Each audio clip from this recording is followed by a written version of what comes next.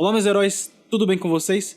Não foi uma jornada tão longa aí, porque ela durou apenas um mês e pouco, né? Mas foi muito material nessa primeira temporada de Roda do Tempo e eu vou comentar um pouco aqui sobre a temporada no geral hoje e também sobre o último episódio, né? Especialmente sobre ele, né? Que é o encerramento desse primeiro arco e do pontapé para uma série que, se Deus quiser, vai ter muitos episódios aí. E eu vou ser bem sincero aqui, porque eu não quero que ninguém presuma, isso, aquilo. Eu realmente não gostei do episódio. Até agora na série eu não tinha gostado de uma coisa aqui, outra coisa ali, mas em geral eu tava gostando bastante da experiência, eu tava me divertindo e, de novo, aquele negócio que, eu sou fã do livro e tal, o fã do livro sempre tem um probleminha com a série, com o material adaptado, mas desde o começo eu fui bem mente aberta pra série, eu tava bem feliz com a série adaptada, mas eu vou ser bem sincero que esse finalzinho aí não me agradou, e principalmente por causa das mudanças que tiveram com o livro, e também porque coisas que não funcionaram pra mim, mas eu vou falar delas aqui pra não deixar em aberto, né? E eu também queria deixar claro que eu não achei ruim o episódio porque ele tá mal feito. Obviamente tem alguns problemas ali você vê de renderização, o CG não tá muito bom em vários momentos, mas não é isso que foi o problema pra mim.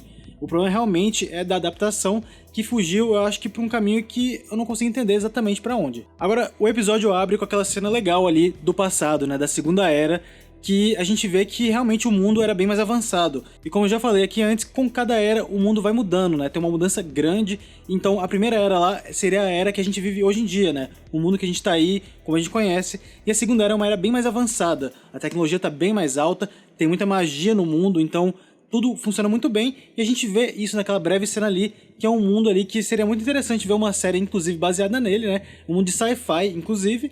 Mas é só mesmo um glimpse ali do que foi o mundo antes de tudo quebrar e dar errado. Porque realmente, aquele plano ali do dragão, que inclusive eles chamam de dragão renascido na série, mas eu acho um pouco errado, porque naquele momento ali, o Lusteren, que é o atual dragão daquela época, ele é apenas conhecido como dragão. Dragão renascido é justamente o retorno desse dragão aí que a gente vê agora nessa série com o Rand. Mas então, com o Lusteren lá, ele foi um plano de ir atrás do Tenebroso, e obviamente a gente vai saber que isso daí é muito errado, porque o mundo voltou basicamente para a Era das Trevas, né? A gente tá vivendo uma grande Idade Média, né? Ainda existe a magia, mas obviamente muito se perdeu, muita tecnologia foi embora, mas eu gostei que eles trouxeram isso na série, porque nos livros fica mais como uma parte de dica mesmo, você pega aqui e ali, mas ficou bem explícito com essa cena aí que eles mostraram, que realmente é um mundo que mudou muito. Sim, um pequeno spoiler pra quem não leu, essa cena é um pouco bizarra se você sabe o que acontece logo em seguida, porque aquela cena com o bebê é quase que um prelúdio pra uma coisa bem ruim, que o Lusteren vai ficar conhecido depois, mas eu não vou falar aqui se você quiser ler o livro e saber mais sobre isso. Agora também essa foi a parte interessante do episódio, acabou aí pra mim e depois começou a descer bastante, né? E o episódio aí se divide em basicamente dois. A gente tem o grupo ali da Moiraine e do Rand que estão indo para o Olho do Mundo, inclusive é a primeira mudança, né? O Olho do Mundo lá no livro é uma grande fonte de Saidin, que foi criada na Era das Lendas justamente para ter uma fonte limpa, que não estava maculado pelo Tenebroso, e o objetivo dessa fonte era justamente reforçar a prisão do Tenebroso ou até acabar com ele. Inclusive, no livro, eles vão para o Olho do Mundo para que o Rand se fortaleça com o Olho do Mundo, e com essa energia que ele pega ali do Saidin, que tá lá, é um Saidin limpo, que não tá maculado pelo Tenebroso, ele fique mais forte e consiga destruir o Tenebroso, ou pelo menos acalmar ali, né, aquela expansão que a gente vê, tanto no livro quanto na série, da praga ali se espalhando e tal, e da presença do Tenebroso também tá bem mais forte no mundo. Uma outra mudança aí é que no livro o Olho do Mundo só pode ser encontrado se a vontade dele quiser que você encontre ele. Então basicamente é um lugar que muda sempre, ele não tá sempre na mesma posição, e não é possível encontrar ele só com, eu vou ali naquele lugar e eu vou encontrar o Olho do Mundo. Não, você precisa que essa vontade, né, essa força cósmica queira que você chegue lá. Você chegando lá, você se depara inclusive com o Homem Verde, que é uma outra criatura que não está na série, ele é o último da espécie dele, e no livro a gente aprende que ele é o guardião do Olho do Mundo. Apesar do Homem Verde não ser criado para isso no livro, o último Homem Verde que existe foi colocado nessa posição para proteger o Olho do Mundo e foi tirado da série, infelizmente, porque é um personagem que eu achava bem legal no livro, é mais uma criatura, né, porque é sempre legal a gente ver uma criatura diferente, e basicamente ele é um ser criado de folhas ali, árvores, ele respira a natureza, inclusive ele tá bem ligado com a natureza, e isso é um detalhe legal, porque vamos lembrar que a praga é essa região que tá corrompida, né, tá bem tomada pelo Tenebroso, e pensar que no meio da praga tá esse lugar que é ali um grande oásis de natureza e de vida, que é protegido pelo Homem Verde, mas na série ficou apenas aquele lugar esquisito no meio da praga, que já é um pouco diferente também do livro, né? No livro a gente vê uma região mais corrompida, mais pútrida, e na série são várias raízes ali ocupando tudo, que eu até entendo essa mudança porque o CG não tem condição de renderizar tanta coisa assim, né? Na verdade tem, mas toma muito tempo, toma muito dinheiro, então é mais barato fazer uma coisa mais uniforme. Com essa primeira mudança aí eu já fiquei um pouco porque eu esperava que esse momento do Olho do Mundo fosse importante para essa liberação do Randy enquanto dragão, porque não só isso, além da fonte que tá ali, tem coisas escondidas embaixo dela, que eu vou comentar já já, que ficaram um pouco diferentes na série. Então, eu acho que assim, o Olho do Mundo, apesar de ser uma coisa um pouco bizarra e meio que é um MacGuffin, né? Ele aparece no final do livro, basicamente, não é muito bem explicado, mas ele tem uma significância importante nos livros, que é justamente o renascimento do dragão.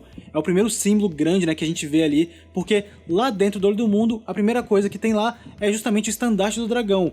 É a prova que o dragão renasceu, é nesse momento que todo mundo vai ver que ele tá aí, e quando não tem isso na série eu fico um pouco preocupado, porque, de novo, eu vejo o protagonista da história, que é o Randy, sendo jogado de lado. Inclusive, esse é o principal problema do episódio, que eu vou comentar aqui à medida que eu comente o resto do episódio. Agora, falando da série mesmo, antes dele chegar no Olho do Mundo, o Randy tem aquele sonho, ele é encontrado pela figura, que eu não vou comentar quem é ainda, pra não estragar, porque isso tá diferente entre o livro e a série, mas nesse momento aí o Randy tem aquele sonho, essa figura conversa com ele, começa a tentar ele, porque justamente, vamos lembrar que tudo ligado ao Tenebroso é ligado à mentira também, porque o Tenebroso é o pai das mentiras. Então, ele sempre vai tentar as pessoas, ele vai tentar atrair pessoas pro lado dele, e nada mais é esse momento aí que uma outra tentativa dele de atrair o Randy, porque se ele tiver o dragão renascido na mão dele, ele vai ter basicamente todo o poder do mundo junto dele. Então a gente tem essa cena de sonho lá na praga, o Randy supera isso, ele consegue se matar ali, o que faz um pouco de sentido em relação aos livros, inclusive tem uma referência aí que eu posso comentar em outro vídeo,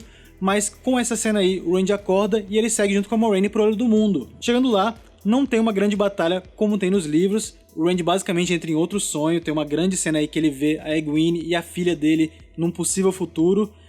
Isso seria o que ele gostaria de viver, uma vida calma nos Dois Rios, apenas um pastor, que inclusive é uma coisa que ressoa bastante com o livro, mas infelizmente eu achei que ficou muito longa essa cena e eu acho que tinha outras coisas importantes no episódio que precisavam acontecer, inclusive coisas que dessem mais destaque pro Randy, mas ele ficou um pouco perdido nisso aí e ele acaba tendo uma batalha final um pouco meio sem graça, porque ele junta a mão ali na frente, você vê que ele consegue superar a mácula do Tenebroso naquele momento que ele tá tentando ele e consegue derrotar ali aquela figura, mas ficou ok. Ele bota a mão pra frente, tem um pouco de luz e foi só isso. Nos livros isso é um pouco diferente. No momento que ele absorve a energia do Olho do Mundo, eu vou confessar, é um pouco esquisito no livro também, mas nesse momento no livro ele ganha basicamente uma forma de luz aí, e é ele que derrota os Trollocs que estão lá na garganta. Vamos lembrar aí que ao mesmo tempo que está acontecendo isso, tem vários Trollocs e Desvanecidos vindo da garganta para atacar Shienar, para atacar toda a parte ali de Faldará, né? E nesse momento aí, o Randy nos livros ele se materializa lá e detona todos eles.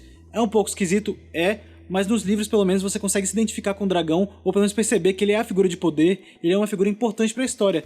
Já na série eu não consegui sentir tanto isso, e pra mim essa é a grande crítica do episódio, porque eu acho que no momento que você tem um protagonista de uma história, ele precisa ter o destaque dele, e eu achei que ao longo de toda a temporada o Randy ficou bem colocado de lado, e em algumas vezes eu entendi, outras vezes eu não consegui entender por que dessa escolha. Eu acho que agora que a temporada chegou no final dá pra comentar, porque antes a gente não sabe pra onde ia, né?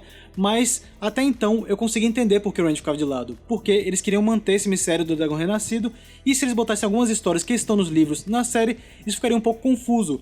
Eu inclusive acho realmente que ficaria muito na cara quem seria o dragão, no livro fica bem óbvio, eles não escondem tanto assim, mas eu acho que na série, ao retirar essas cenas, eles também tiraram muitos momentos que você conseguiria se ligar ao personagem, também se conectar à história dele, ser um pouco mais carismático também, porque são momentos importantes. Tem um momento, por exemplo, no livro que ele chega na cidade de Camelin, que vamos lá, de novo, toda hora eu falo disso, mas eu acho que Camelin vai estar sim na segunda temporada, eu acho que inclusive ela vai começar com Camelin, mas enfim, é um momento que o Randy chega lá, você tem ali um momento que ele tá sozinho do grupo, que eu acho que é uma das primeiras vezes que a gente vê ele ali agindo sozinho, e isso é legal pra você conseguir entender um pouco do personagem.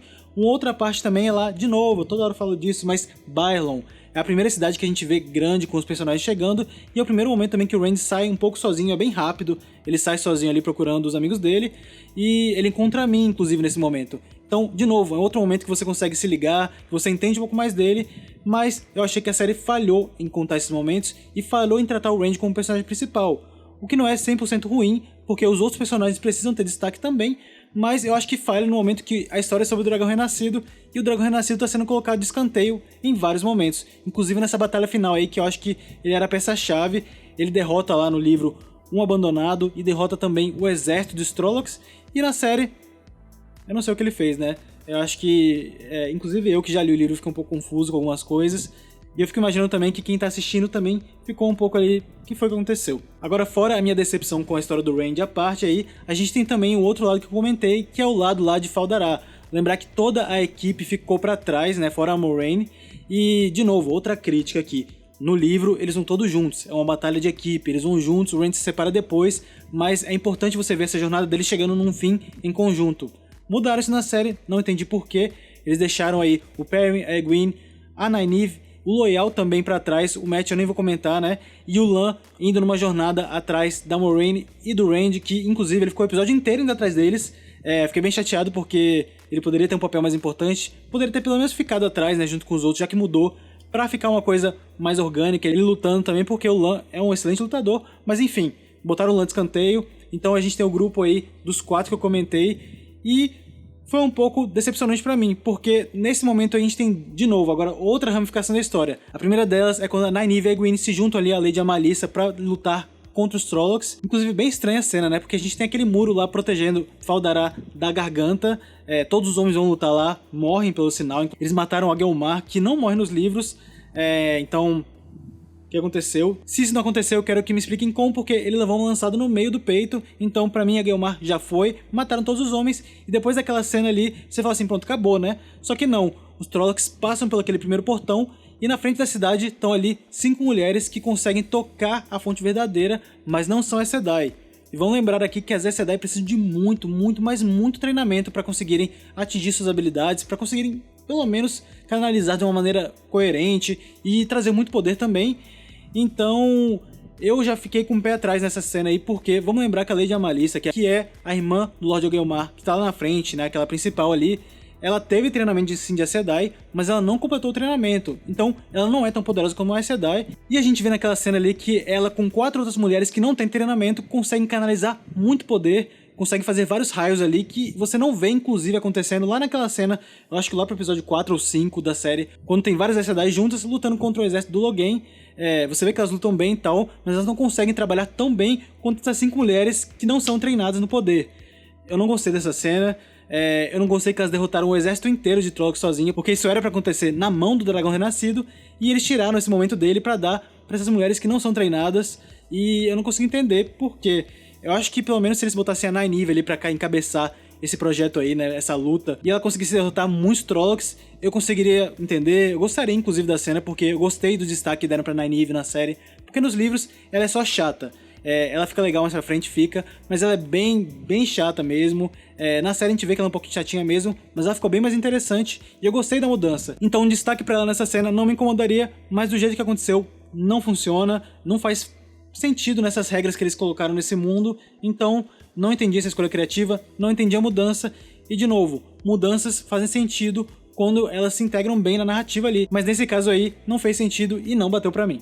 Agora, terminando as ramificações aí pra não complicar mais a cabeça de ninguém, a gente tem o grupo do Perrin e do Loial, que ficou lá dentro da fortaleza. A gente vê que o Perrin não quer lutar, ele ficou com esse negócio do caminho da folha bem na cabeça dele. Lembrando que o caminho da folha é justamente aquele caminho que não luta. Eles nunca vão entrar em violência, eles não querem nunca pegar em armas, e o Perrin não quer entrar em violência justamente pelo que já aconteceu na vida dele, por ele ter matado a esposa dele.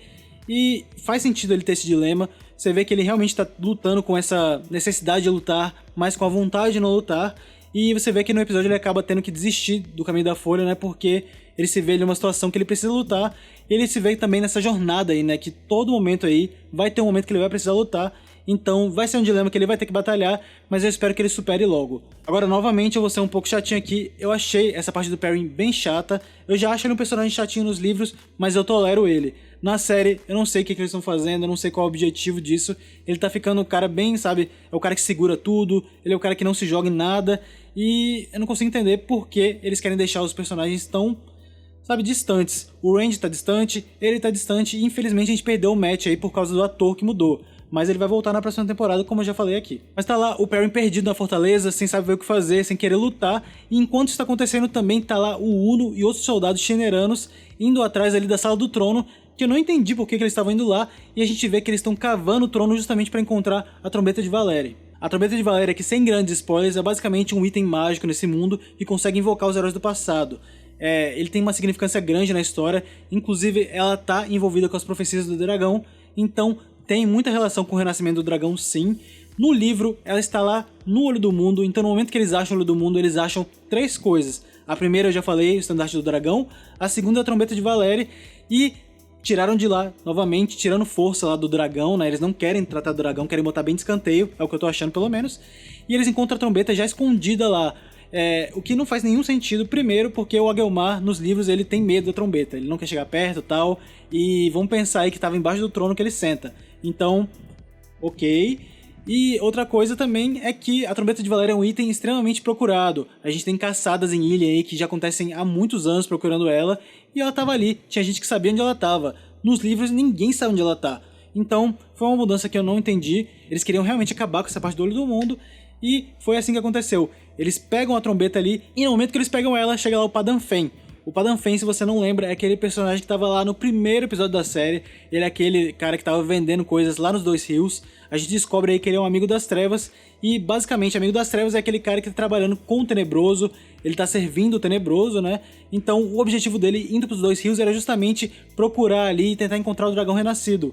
No livro, assim como na série, o objetivo dele é esse. Ele vai em várias vilas durante festivais e outros momentos para tentar encontrar crianças com poder e tentar encontrar o dragão renascido, porque nos 2 materiais o Tenebroso está assim, atrás do dragão, e eu achei que pelo menos isso eles fizeram certo, mas naquele momento ali eles esfaqueiam o Loial, o que de novo, eu fiquei confuso e não entendi por quê. O pobre Loial não machuca ninguém, ele não se mete em nada, ele tá ali quietinho na dele, e ele foi esfaqueado e possivelmente morto, o que me assusta porque isso não acontece nos livros. Aqui, spoiler, me desculpa, mas isso não acontece nos livros e é outra mudança que eu fico assim, por quê? E isso foi basicamente o que aconteceu no episódio. Um outro grande evento que aconteceu também foi a Moiraine ali sendo cortada da fonte verdadeira. Outra mudança com o livro, porque isso não acontece. Inclusive, eu não acho que ela chegou a ser estancada. Eu acho que foi um corte mais leviano mesmo. Eu acho que na próxima temporada ela deve conseguir se religar à fonte.